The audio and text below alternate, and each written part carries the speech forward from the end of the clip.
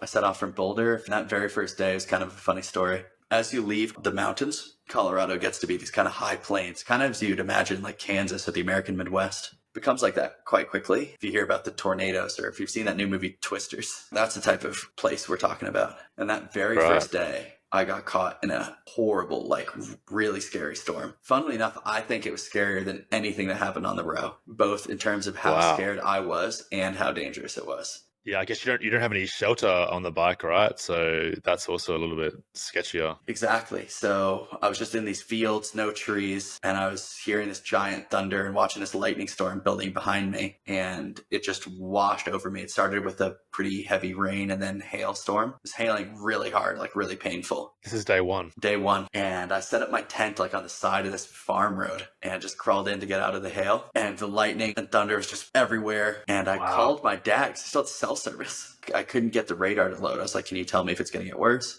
He was like, it's right over you. Like, it'll get better. And I talked to him for a little bit, which helped. I thought about like waving down a car and like trying to get to shelter. But in the end, I just like sat in my tent and hoped I didn't get struck by lightning. That was a pretty intense experience. I rode like 100 miles in the first day. It's like 160K.